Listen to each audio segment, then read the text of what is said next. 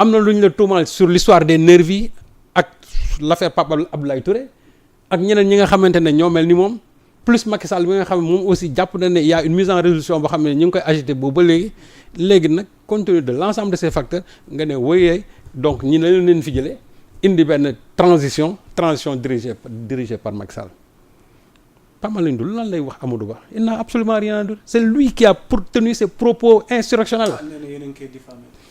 dama ne kon plainte bi na ko commencer par yoor parce que ñun on a dit que si on met en branle l'article 72 du code pénal article 80 boobu ñuy wax chaque jour atteinte à la sûreté de l'État ak article 87 bu ñu jëlee ñetti articles yooyu Pape Malick Ndour dana ko jàpp ça c'est clair parce que yooyu yëpp ça tourne autour de la sécurité de l'État de la sûreté de l'État ok te loolu Pape Malick Ndour c'est ce qu'il a fait immédiatement après ses avocats ils ont pondu un communiqué.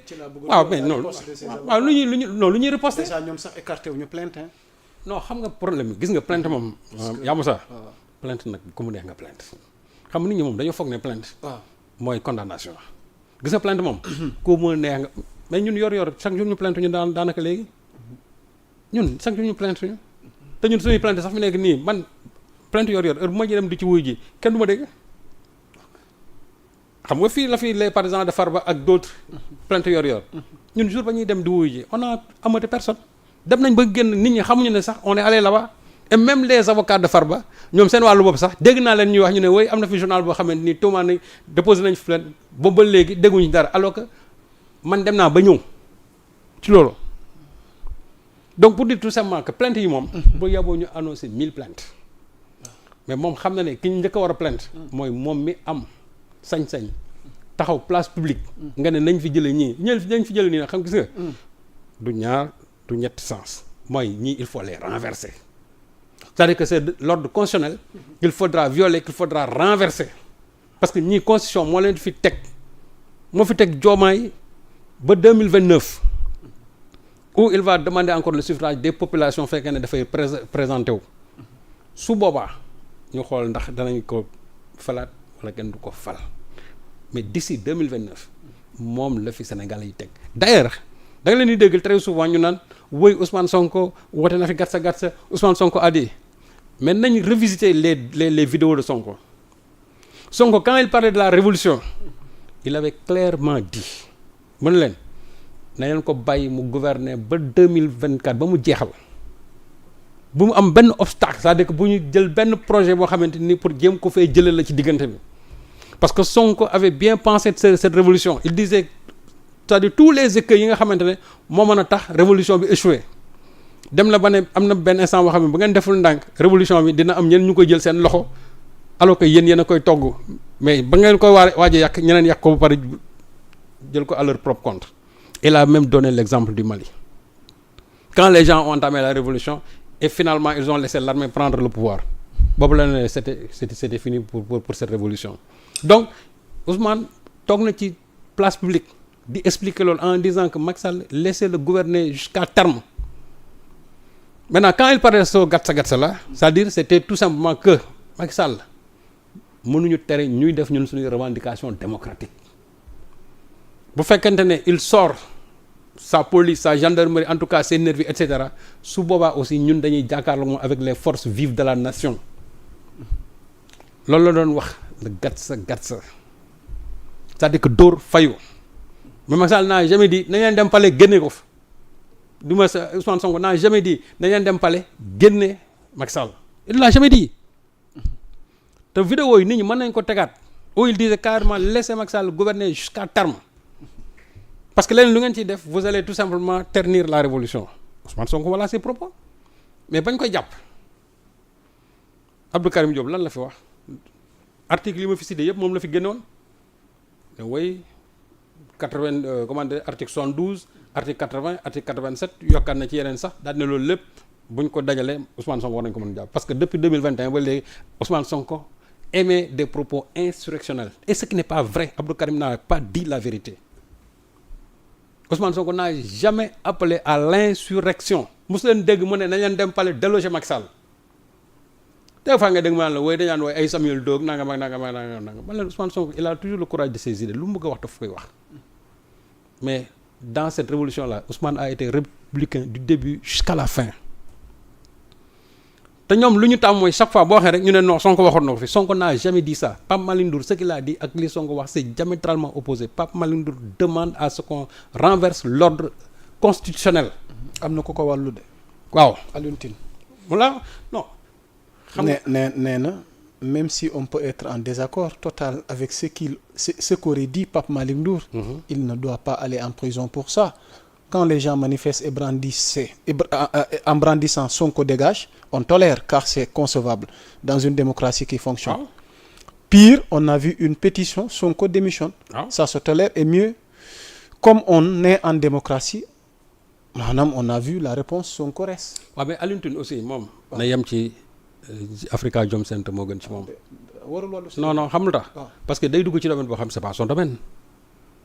dëkk bi ku nekk ak la nga xam ne moom moo lu màcc sa xel. dañu wax ne Pape Malick Ndour dafa tenir ay propos. Qui a parlé de prison? Pourquoi moom déjà on parle rek moom il pense déjà à la prison? Parce que moom Alioune Tine c'est lui déjà qui emprisonne Pape Malick Ndour dans son discours. Mais juge bi mën na ko woo ñëw ne ko mais sa propos yi mu défendre boppam après ci loolu.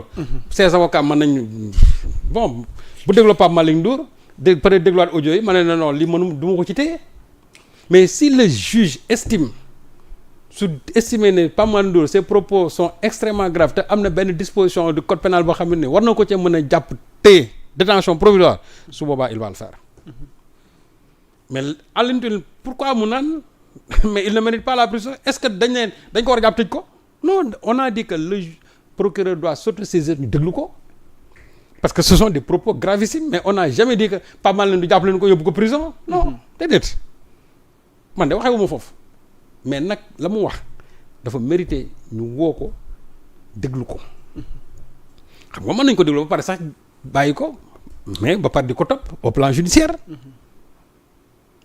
mais Alioune Tine moom c'est lui déjà qui emprisonne Pape Malick Ndour dans son discours donc je crois que li mu war a tranché mooy il devait fustiger moom en tant que républicain ces propos insurrectionnels de Pape Malick Ndour Alioune Tine foofu laa ko doon xaar mais voilà quelqu'un boo xam ne moom tey looy wax ci gouvernement bi lu mu ñagas moom il approuve lu mu ñagas tey lu mu ñagas rek il approuve alors que ça ce ne sont pas ses positions d'hier mais Pape Malick Ndour li mu wax du temps de Macky Sall ku ko fi wax ñu jàpp la Ousmane Sonko bañ koy tuumaal lu ne wax nañ ko propos insurrectionnel génne ko lii par ci par là mais kenn mënu génne benn audio boo xam Ousmane Sonko danaan Macky Sall nañu dem pale génne ko ci biti kenn mënu génne benn audio boo xam ne nii dina ne Ousmane Sonko nañu daaneel Macky Sall instauré benn gouvernement de transition kenn mësu ko dégg su ko mën na nag ne dañ ko jëflante ak moom mortal combat lu ne Ousmane wax na ko mais est-ce que loolu ce sont des propos insurrectionnels ki ko qualifié woon c'était qui c'était le procureur de Macky Sall muy Abdou Karim et c'est sur la base maintenant de ces arguments fallacieux ci la ñuy taxaw nañu Ousmane Sonko dañ koy jàpp c'était ça tout simplement mais les propos de Pape Malick Ndour sont des propos gravissimes en démocratie parce que dafay remettre en cause c'est-à-dire ce principe constitutionnel là du suffrage universel léegi nag moom jarul muy daw. moom Pape Malick non jarul muy daw na ko assumer. ah non nee na li ngeen ko bëgg wax lu waxu. waaw mais moom d'accord mais xam nga ne bu la neexee. waaw nga ne maa waxoon waxeet. mais wax ji daal moom mooy. nañ leen fi jëlee ñii. daal di instaurer benn gouvernement de transition. waaw loolu mooy lan loolu mooy ñi fi nekk doo leen fi jëlee. wala ñoom Diomaye dañuy nekk fi Macky Sall nekk fi mu nekk deux gouvernements parallèles xam nga waxul foofu li mu wax mooy ñi fi nekk dañ leen fi jëlee ñu indiwaat Macky Sall et lu ci gën a metti mooy ki nga xam ne moom moo indi Sénégal ci guuta gi mu nekk tey nii yow amoo kenn koy woo ku dul Macky Sall foofu est-ce que jarul def taxaw seetlu sëñ Saliou Guèye ndax bu ñu analyser kàddu Pape Malick Ndour le fait que nee na bu ñu renverser régime bi nañ def transition indi Macky Sall ndax day bëgg a wane ni am na lu ñuy waaj ci ñëwu Macky Sall dina ñëwam déet ba nga wax ma sa xalaat ndax dafa am lu ñuy waaj. ndax dafa am lu ñuy nar. non xam nga Macky Sall moom. ndax quelque chose se prépare. non kooku kay. parce que tamit Macky yow gis nga depuis un certain temps mi ngi ci. dama ne offensive ci wàllu communication ci wàllu taxawaayam à l'international. une mise en accusation sera lancée c'est-à-dire contre Macky Sall kooku moom c'est clair. ce sera fait. non ce sera fait c'est-à-dire aujourd'hui les députés de la majorité. loolu moo xool loolu c'est une obligation de le faire. C'est une obligation aujourd'hui de voter cette résolution de mise en accusation c'est-à-dire que Macky Sall fu mu nekk ñu lancer mandat d'arrêt jëli ko. ndax dina yomb sëñ Saliou. non c'est-à-dire xool. dina ñëw du ñëw. loolu mën na difficile. ok mais pour def mise en accusation bi def assemblée voté ko. déedéet kooku moom kooku moom ça dépend seulement de la volonté de nos députés su fekkee ne ñoom jàpp nañ ne Macky Sall deful dara ci réew mi na kon ñoom mën nañ bàyyi noonu. mais su fekkee ñoom jàpp nañ ne Macky Sall tous ces gosses yi tombé sur le champ de bataille. Que c'est du fait tout simplement de la cruauté de Macky Sall. Et que aujourd'hui cette dette là qui explose 7 milliards de dollars de dette. boo xam ne Macky Sall moo ko bàyyi ci réew mi dette cachée amul lenn lu ñuy wax ñu naan non dette kenn mënu ko caché xam nga loolu dinaa jël soit parce que xam nga. non dinañ ci jëm léegi. Macky Sall nee na loolu c'est un non-sens Serigne Saliou. waaw mais c'est un non-sens. nee na comment une dette peut être cachée. waaw d'accord dette war a jaar. waaw d'accord mais xam nga. non xam nga. avocat am mi ngi ci Sénégal. yaa Moussa mi ngi xaar ay documents. def na riposte. yaa Moussa ñoom bu ñu sonal nit ñi xam nga lu gën a bon mooy. yow nga sàcc ñu jàpp la ba pare nga ne non sàcc moom loolu kenn mun ko sàcc xam nga loolu la. ils ont volé c'est-à-dire ñu détecté lequel problème bi kay mooy. xaalis boobu noonu. te gis ñu ko dans aucun projet structurant. ñu xool fan lañ ko dugal.